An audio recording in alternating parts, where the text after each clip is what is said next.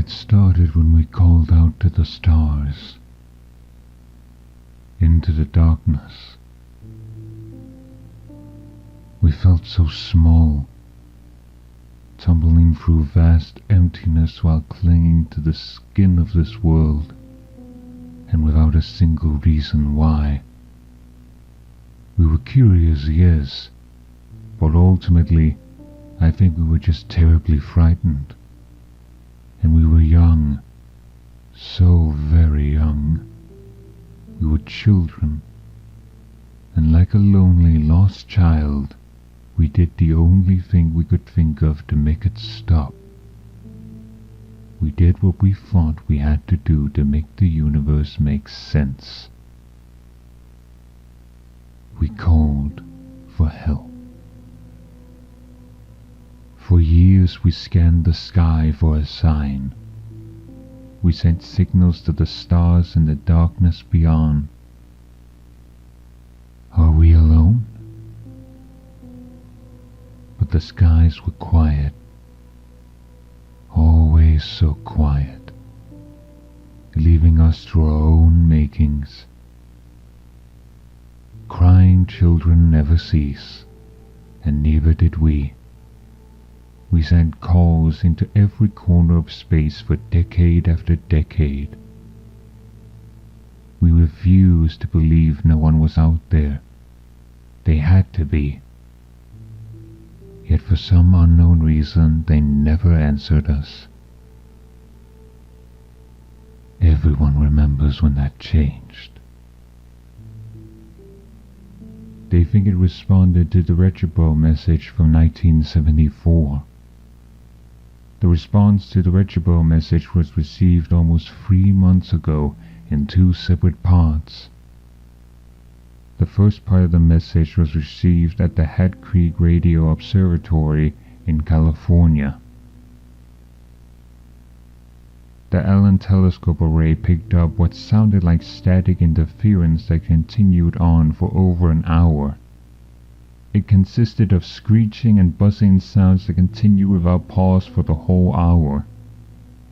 The meaning of this message was never discovered, if it had one. The only thing we knew was that the signal's origin came from somewhere in the Hercules constellation near Messier 13. As soon as the signal stopped, the real message began. We made contact that day, and we were asked a question.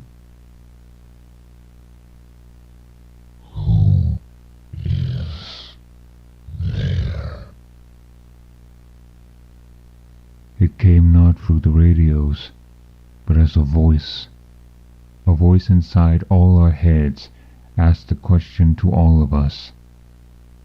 I heard it, my wife heard it, the young heard it and the old heard it, even the deaf heard it. Everyone everywhere heard this voice whisper that question in their heads in every language on earth. I remember it almost too clearly. It asked in that all too familiar voice that's always there in my mind. It was like one of my own thoughts had gone rogue and had decided to speak directly to me. The world seemed to stop as everyone listened for what came next. Where are you? The heavy question seemed to linger in our minds for hours afterwards, and then for days, and then for weeks. That day changed everything. There were doubters from the very beginning, and the holy ones who claimed that God had spoken to all of us and that the time to repent was now. There were those who claimed that they'd heard nothing, and those who claimed that the aliens had given them their own secret messages. And of course, there were those who truly believed that we had been contacted for the first time by an extraterrestrial race like us, one ready to communicate, ready to lead us out of the darkness. We were wrong. We never made contact with alien life, at least nothing comprehensible to human understanding. The stars are vast, and in their vastness our voices had touched the ears of something truly incomprehensible, something hungry, something malevolent, a voice. We realized our mistake when the ground started to groan. Beneath our feet, everywhere the ground seemed to moan. The muffled sound shook through the dust and dirt below us. No one knew what was causing it, at least not until the calls started coming in. The graveyards were screaming. All at once the dead had started screaming. Every deceased man, woman and child was turning in their graves. All the animals did it too. Every dog, every cat, everything that had ever walked the earth. The cries of every ancient whale shook the seas, and the shrill shrieking of birds echoed in the forests. The caskets shook, and the morgues howled. The voices stopped altogether in an instant, leaving the world in an amplified silence. In their absence, a new sound filled the air. The voice returned. I hear you. It came as a whisper from behind, an ominous yet playful presence that felt so close, but was truly still so far away. It let us breathe in the silence for a moment, before it made us a promise. It was a promise we all knew to be true. I am coming. The voice was gone, and the air was again filled with screams. This time, they were from the living. After the voice had gone, we were left to our own devices. Millions panicked, and rightfully so, as chaos took hold of the streets. Many would die in the violence and the gunfire that night. They would be known as the raptured before long, and the rest of us the condemned. We could only wait. The screaming dead was only the first of the side effects that we felt as the voice approached. The closer it got, the more we felt it. That first night after the screaming, we noticed the stars split for the first time. A section of the western sky had turned black, blacker than the night. It was only visible because of the ring of stars around it. The light from those stars had turned red, and they only seemed to bleed across the sky like food-coloring drops into water. Their light shrilled and flowed from around the edge of some unseen mass. I knew then that I was staring into the face of the voice. Our scientists claimed that nothing was there, that their radar and scans always came up empty. Their telescopes could see nothing but the darkness in that section of space. However, the proof was right in front of us. As every night that ring of darkness got wider, and more stars split into the sky. We watched it come. As each night passed, the black spot would widen, and more stars would distort and bleed around it. During the day, a new hell would greet us. The side effects worsened. The day always brought something new. I'm sure most of what happened will go untold and unknown. The animals started disappearing. All of them. No tracks, traces, or bodies were left behind. Pets would run away, some violently so.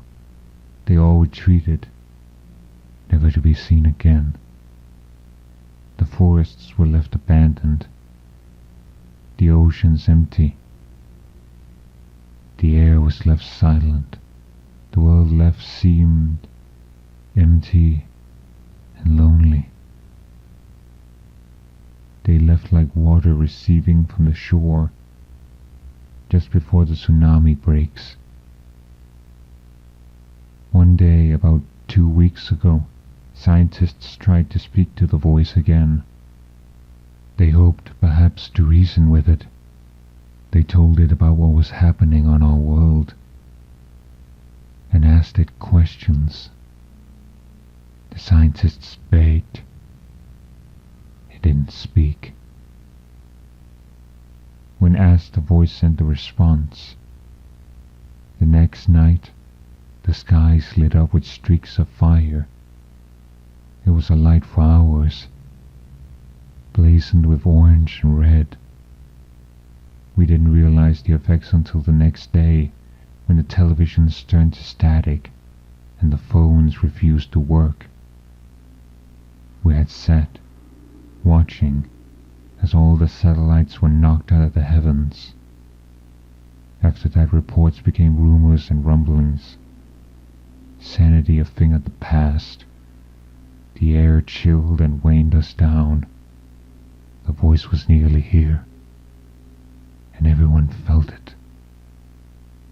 It rained for a week after the satellites fell. The rain was salty and marred with some unknown filth that turned the grass black. Maybe the satellites tracked something back in with them when they hit the sky. No one knew for sure. All we knew is that it fell from the clouds, like flares from the sun. Darkness fell upon us for days. When the clouds went away, the skies were empty. There were no clouds, yet the sky hung low and grey. If the sun was anywhere in the sky, it never made itself known. Even it had abandoned us. Each day grew slowly darker and darker until night and day became almost the same. Some people would claim later that they had seen things in the dark. Creatures with gangly limbs and crooked faces, lurking in the corner of their vision. They were tall, white creatures that looked molded or rotten through their transparent skin. Appearances that would last just for a second or two before vanishing without a trace. Some believed that this was the first step in the alien invasion, but the rest of us didn't know what to think. We just knew it was nothing that simple or benign. They must have been hallucinations, just more madness to endure, but ultimately as harmless as anything else. As harmless as the screams of the dead, the missing animals, and the dying sky. Appearances slowly increased in duration and number. I think everyone saw them at least once. But I don't think a single person ever guessed what they were. They never touched nor spoke to anyone, and they clearly never harmed anyone. Most who got good looks at them described them as mournful or sorrowful looking. Some even claimed the creatures watched over them at night, and others claimed that it seemed as if the creatures were sorry for them. One claimed to have seen one prostrate upon the ground, hands clenched above its head. He said it was praying for us. Prayer was no help. The churches and places of worship that had divided us for so long failed to bring hope to any in the end. The voice let them pray and beg for a while, but just days ago the voice ended it all. No one questioned how, for at this point nothing that happened surprised anybody anymore. But on that final day, all books of worship burned. Every last Bible. Everything. People rushed to their centers of faith, but found no solace. The churches and temples had suffered the same fate, if not worse. The people were left, abandoned by their greatest hopes. There were rumors of churches all around the world, with walls formed from the bodies of those who sought refuge. They were merged to the walls, stuck to them like fleas in a trap. They died still pleading for hope, but they were beyond God's help. The rest of us had learned to stop begging. We waited, the final message came. From beyond the sky it fell upon us. The voice echoed, and it spoke the simple truth. I am here. There is a darkness above the horizon, the likes of which I doubt I have ever seen. It brings with it the screams of countless souls, and it moves fast. The stars are dying now, and I know they'll never be seen again. The light is dying so fast. I leave this not as a warning. No, it's far too late for that. Instead, I consider this the last realization, the last humanity will ever know. We used to wonder whether or not we were alone and lost, but never whether or not we were safe and hidden. The universe is infinite, and our understanding was significantly more finite. We should never have beckoned to the darkness. Instead, we should have clung to the light and closed our eyes every time we returned to the void.